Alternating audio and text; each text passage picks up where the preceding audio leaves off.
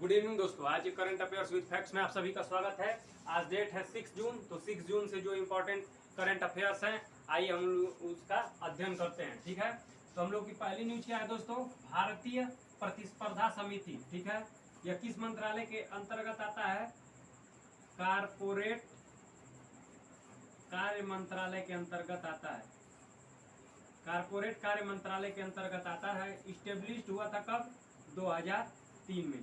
ठीक है, यह इसका मुख्य कार्य होता है ना कि जो मार्केट है अर्थात जो इंडिया है उसमें जो सारी कंपनियां हम लोगों के बीच क्या है, जो प्रतिस्पर्धा चल रही है वह सुचारू रूप से और एक हेल्दी प्रतिस्पर्धा चले। ठीक है, कोई किसी दूसरे के साथ जो डिसऑनेस्टी या फिर गैम्बलिंग न करे, इसका मुख्य कार्य यही होता है। ये भी होता है कि जो भोक्ता है उनको कोई नुकसान ना हो। तो ये क्या होता है? कंपटीशन कमीशन ऑफ इंडिया, भारतीय प्रतिस्पर्धा समिति अर्थात कंपटीशन कमीशन ऑफ इंडिया, जो कि कारपोरेट कार्य मंत्रालय के अंतर्गत कार्य करता है। इस्टेब्लिश 2003 में हुआ है। इसका मुख्य कार्य होता है कि कोई भी जो मार्केट में प्रतिस्पर्धा चल रहा है वह एक हेल्दी प्रतिस्पर्धा चले। ठीक है, कोई किसी के साथ डिसऑनेस्टी न करे। तो इसका मुख्य कार्य यही होता है, याद रखिएगा। भारतीय प्रतिस्पर्धा समिति इस्टेब्लिश कब हुआ था? 2003 में। किसके अंतर्गत कार्य करता है? द कारपोरेट कार्य मंत्रालय के अंतर्गत यह कार्य करता है। आइए दूसरी न्यूज की तरफ चलते हैं कि मिट्टी बचाओ अभियान अब शुरू किया गया है। ठीक है,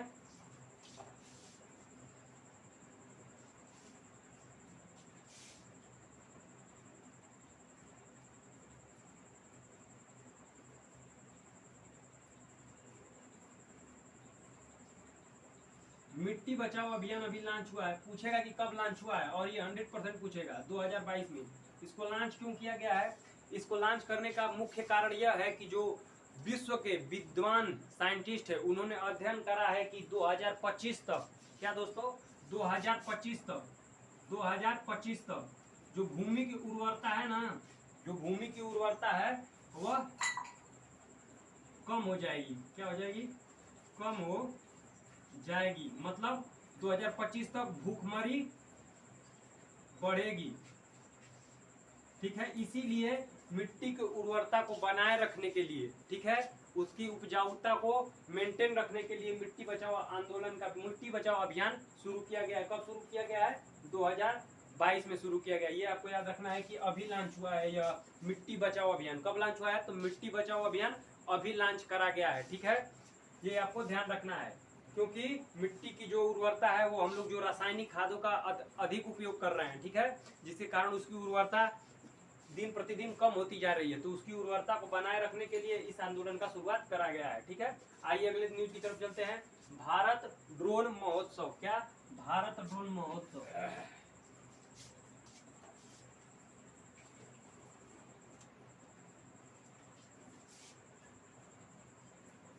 भारत ड्रोन महोत्सव सबसे पहले पूछेगा यह कहाँ लॉन्च हुआ है? तो ये आपको याद रखना है, यह न्यू दिल्ली।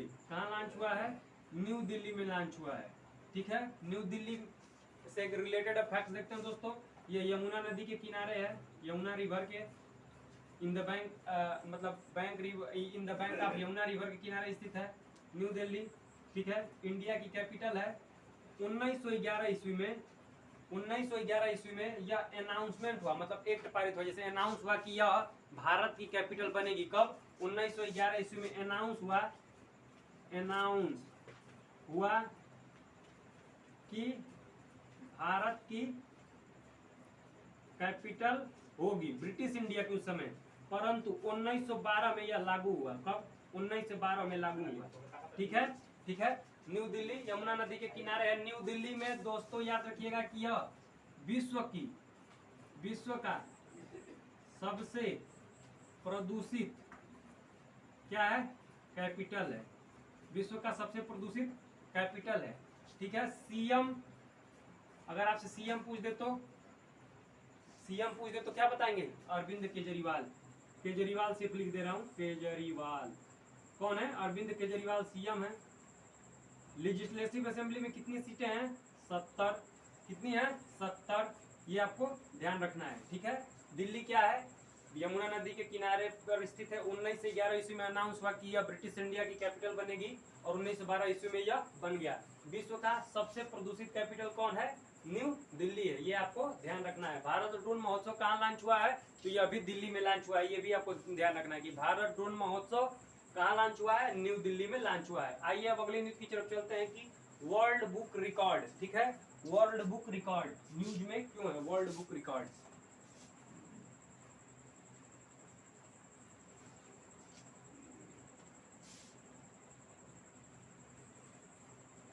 वर्ल्ड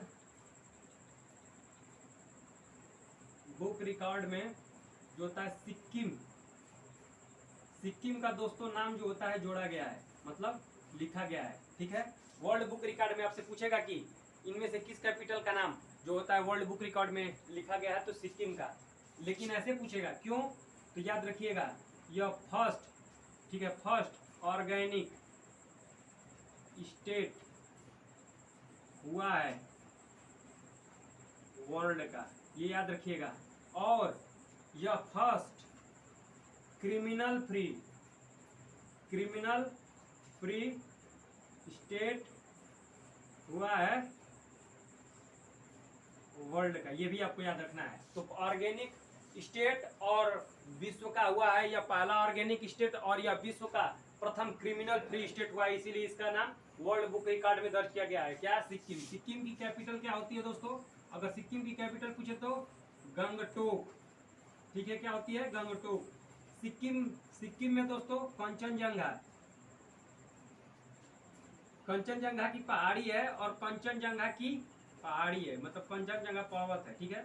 याद रखिएगा कंचनजंगा पर्वत भारत में स्थित भारत की सबसे ऊंची चोटी है, याद रखिएगा कंचनजंगा नेशनल पार्क यहीं पर है, कंचनजंगा नेशनल पार्क भी यहीं पर है, ठीक है। सिक्किम में ही दोस्तों, क्या? सिक्किम में ही नाथुला दर्रा है, नाथुला दर्रा और जलेपला दर्रा। अगर पूछे कि कंचनजंगा के अलावा कोई पर्वत है तो नामची की पहाड़ी यहीं पर है, नामची की पहाड़ी कहाँ है? सिक्किम में ही है नामची की पहाड़ी, ठीक है। सिक्किम की कैपिटल क्या है? गंगटोक है। फर्स्ट ऑर्गेनिक स्टेट हुआ है पूरे विश्व का और फर्स्ट क्रिमिनल फ्री स्टेट हुआ है पूरे विश्व का। नाथुला दर्रा और जेलेपला दर्रा दोनों यहीं पर है। गंगटोक इसकी कैपिटल है। कंचनजंगा की पहाड़ी यहीं पर है, कंचनजंगा जो कि भारत की सबसे ऊंची चोटी है, जो भारत में स्थित है।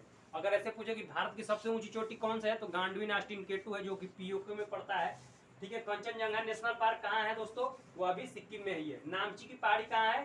तो सिक्किम में है। तो ये रहा हम लोग सिक्किम न्यूज में क्यों था और उससे रिलेटेड दोस्तों फैक्ट। आइए हम अगले न्यूज की तरफ चलते हैं। सोलर रूफ टॉप इंडेक्स क्या है? Solar roof top index.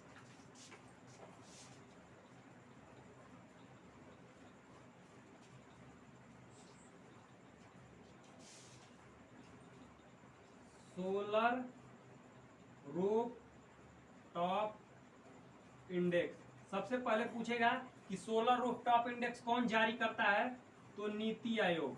कौन? नीति आयोग जारी करता है, ये याद रखिएगा, नीति आयोग जारी करता है। और पूछे कि सोलर रूफ टॉप इंडेक्स में कौन सा स्टेट टॉप किया है, कौन सा स्टेट प्रथम आया है, तो गुजरात। ये भी आपको ध्यान रखना है, कौन सा स्टेट प्रथम आया है, तो गुजरात आया है। और सोलर रूफटॉप इंडेक्स किसके द्वारा जारी किया है? नीति आयोग द्वारा। नीति आयोग के बारे में समझते हैं, फुल फॉर्म समझिए। नीति आयोग की फुल फॉर्म होती है नेशनल इंस्टीट्यूशन फॉर ट्रांसफार्मिंग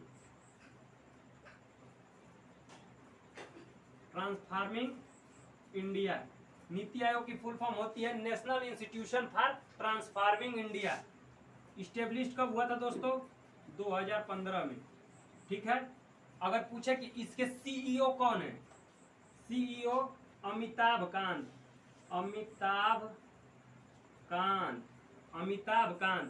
और उपाध्यक्ष या वाइस सीईओ पूछे तो उपाध्यक्ष या वाइस प्रेसिडेंट पूछे तो क्या बताएंगे आप? राजीव कुमार। अगर इसके पूछे कि हेड कौन होता है, हेड पीएम, अर्थात इस समय मोदी जी हैं, ठीक है, तो मोदी जी इसके हेड हैं। पूछेगा कि नीति आयोग किसकी जगह पे आया, याद रखिएगा प्लानिंग कमीशन। क्या है, प्लानिंग कमीशन की जगह पे आया। किसके जगह पे आया दोस्तों, तो प्लानिंग कमीशन की जगह पर आया। ठीक है, नीति आयोग किसके जगह पे आया था, तो नीति आयोग प्लानिंग कमीशन की जगह पे आया था। नीति आयोग की फुल फॉर्म क्या होती है, national institution for transforming India. ठीक है, इस्टेब्लिश कब हुआ था, 2015 में। कब दोस्तों, 2015 में इस्टेब्लिश हुआ था। कब, 2015 में इस्टेब्लिश। सीईओ कौन है, अमिताभ कांत। उपाध्यक्ष कौन है, राजीव कुमार। प्लानिंग कमीशन की जगह पे आया था। हेड कौन होता है, सदैव मोदी जी हेड होते हैं। सोलर रूफटॉप इंडेक्स में किसने टॉप किया है, गुजरात ने टॉप किया है। ठीक है, गुजरात से ही दूधवाड़ी एक सामुदायिक रेडियो प्लेटफॉर्म लॉन्च किया गया है, गुजरात में ही। ठीक है, नैनो यूरिया संयंत्र कहाँ लॉन्च किया गया है, गुजरात में ही। स्टेच्यू ऑफ यूनिटी कहाँ है, गुजरात में ही। कहाँ है, केवड़िया में ही। ये आप सभी को जो होता है दोस्तों रिलेट करके याद रखना है। ठीक है, आइए हम अपनी अगली न्यूज की तरफ चलते हैं। मिताली ट्रेन। ठीक है, मिताली ट्रेन किन दो देशों के बीच में चलती है, तो आइए देखते हैं।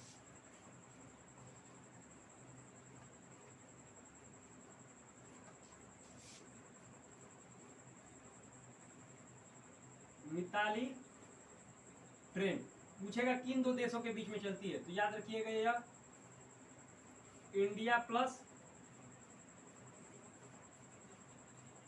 बांग्लादेश, भारत और बांग्लादेश के बीच में चलती है। ठीक है, अगर आपसे पूछेगा कि क्या भारत और बांग्लादेश के बीच में केवल मिताली ट्रेन चलती है, तो याद रखिएगा बंधन एक्सप्रेस। ठीक है, और दूसरा एक बंधन एक्सप्रेस और एक मैत्री एक्सप्रेस, दोनों भारत और बांग्लादेश के बीच में चलती है। याद रखिए इंडिया प्लस बांग्लादेश। ठीक है, इंडिया और बांग्लादेश के बीच में चलती है मिताली ट्रेन, इंडिया और बांग्लादेश के बीच में चलती है। किसको किसको जोड़ती है, तो वेस्ट बंगाल प्लस ढाका। ठीक है दोस्तों, ढाका। ठीक है, ढाका को, वेस्ट बंगाल को किससे जोड़ती है, यह ढाका से जोड़ती है। ये आपको ध्यान रखना है। मिताली ट्रेन इंडिया और बांग्लादेश के बीच में चलती है। ठीक है, बांग्लादेश, अगर बांग्लादेश की बात की जाए, ठीक है, बांग्लादेश की बात की जाए तो चटगांव पोर्ट यहीं पर है, चटगांव पोर्ट यहीं पर है।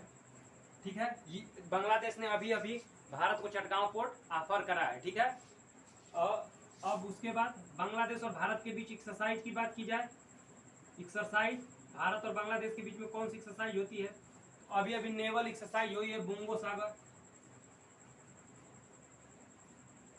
बोंगो सागर अभी अभी हुई है, बोंगो सागर। और संप्रीति एक्सरसाइज भी, संप्रीति एक्सरसाइज भी, क्या दोस्तों, संप्रीति एक्सरसाइज भी भारत और बांग्लादेश के बीच में होती है।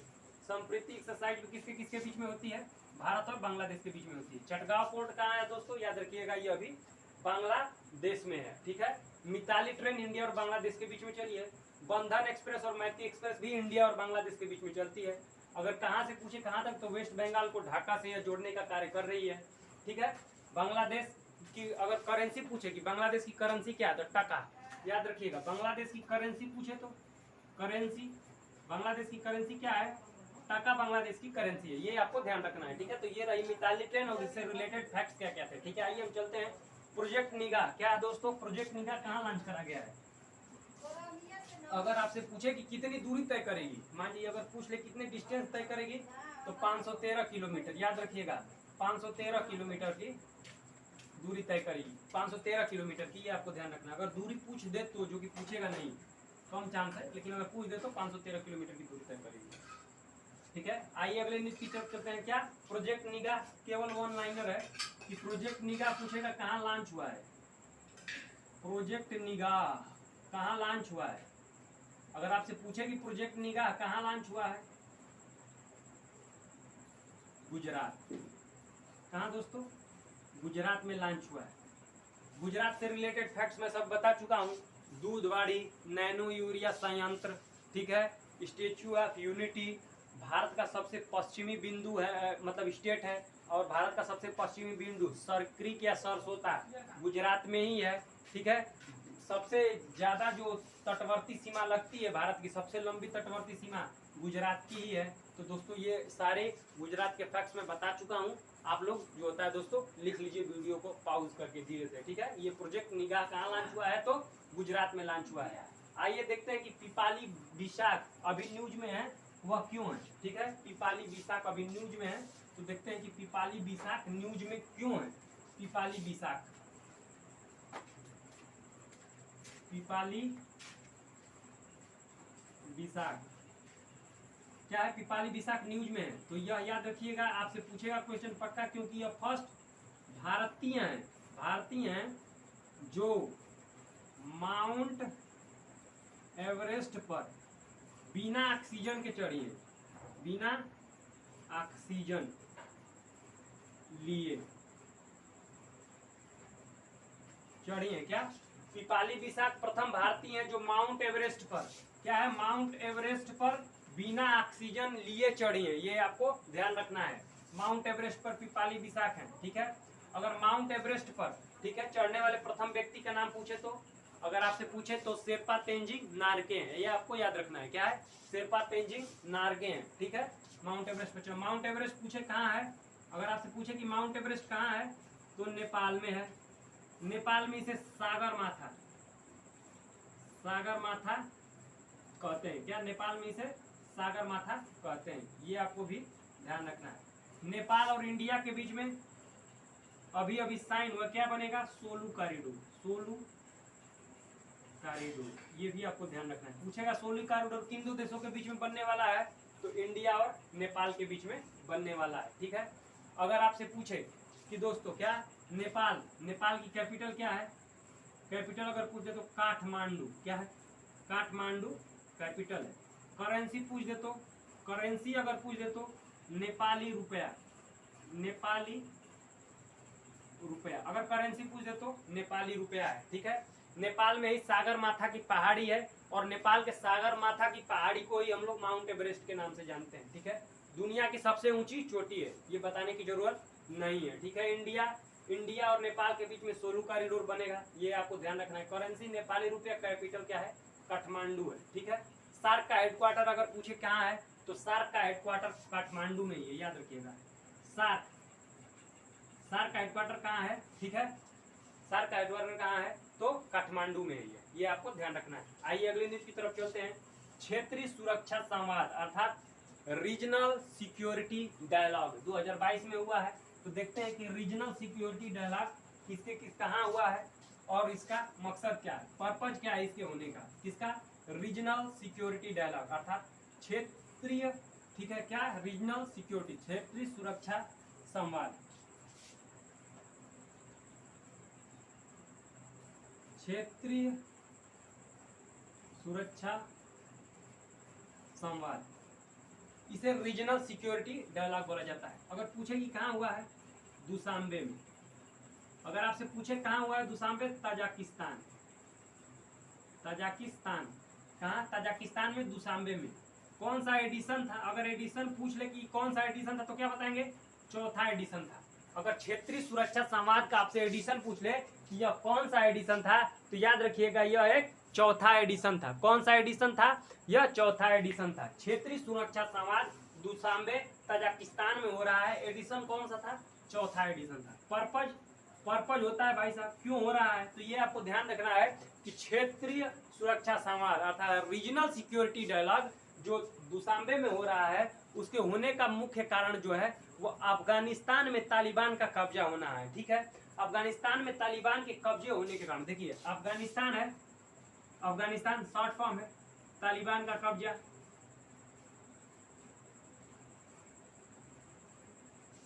ठीक है। तालिबान के कब्जा होने के कारण अभी तक किसी देश ने, ठीक है, ऑफिशियली रूप से यह नहीं माना है कि अफगानिस्तान पर क्या है, तालिबान का कब्जा है, ठीक है। और उसको, ठीक है, अमेरिका द्वारा स्विफ्ट बैंक से, मतलब उसके सारे बैंकों को बंद कर दिया गया है।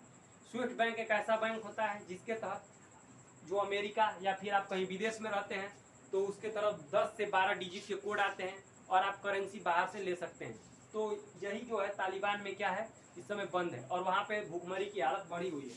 तो इसी को, मतलब तालिबान के अफगानिस्तान के संकट को दूर करने के लिए ये क्षेत्रीय सुरक्षा संवाद दुशांबे में इसकी बैठक करी गई। इसका कौन सा एडिशन रहा? 4th एडिशन रहा। ठीक है दोस्तों, आइए हम अपने अगले न्यूज की तरफ चलते हैं। प्रधानमंत्री रोजगार उत्पादन कार्यक्रम। ठीक है, क्या? प्रधानमंत्री रोजगार उत्पादन कार्यक्रम।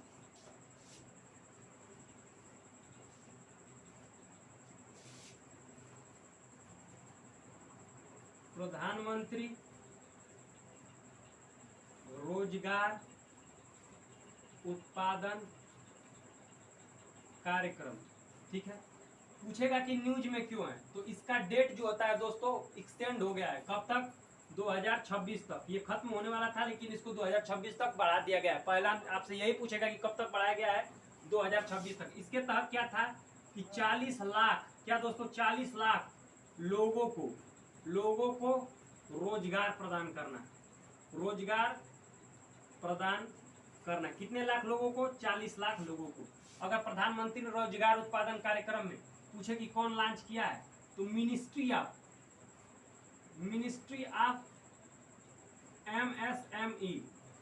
कौन लॉन्च किया है? तो मिनिस्ट्री ऑफ MSME।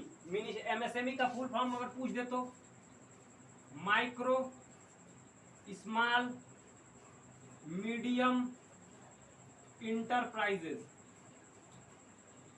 देखिए दोस्तों, micro MICRO, small SMALL, medium MEIDIUMER भाई, इंटरप्राइजेस ENTERPRISES इंटरप्राइजेस। ठीक है, तो ministry of MSME micro small medium enterprises द्वारा इसको, ठीक है, लॉन्च किया गया है। मीडियम,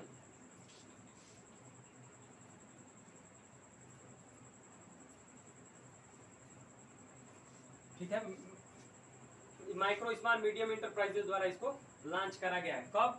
2026 तक इसकी डेट को एक्सटेंड कर दिया गया है, मतलब इसका डेट को बढ़ा दिया गया है। अब इसका कार्यकाल 2026 तक होगा, मतलब 2026 तक 40 लाख लोगों को रोजगार प्रदान कर देना है। मिनिस्ट्री ऑफ MSME द्वारा इसको लॉन्च करा गया है। MSME की फुल फॉर्म होती है माइक्रो स्मॉल मीडियम इंटरप्राइजेस। ठीक है, ये आपको ध्यान रखना है। ठीक है, अगले न्यूज की तरफ चलते हैं हम लोग। PM स्वनिधि। ठीक है, क्या है? PM स्वनिधि। ठीक है,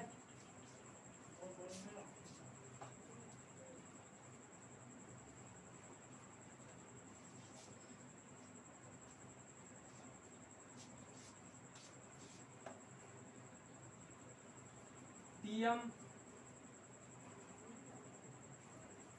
स्वनिधि। ठीक है, न्यूज में इसलिए है क्योंकि इसका कार्यकाल जो होता है 2 वर्ष तक हो गया है। मतलब इसको लॉन्च कब किया गया था?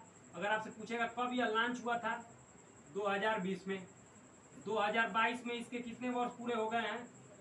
2 ईयर्स पूरे हो गए हैं। कब? 2022 में इसके कितने वर्ष पूरे हो गए हैं? तो 2 साल पूरे हो गए। PM स्वनिधि जो कि 2020 में लॉन्च हुआ था। कब लॉन्च हुआ था? 2020 में लॉन्च हुआ था। 2022 में इसके कितने साल पूरे हो गए हैं? तो 2022 में इसके 2 साल पूरे हो गए हैं।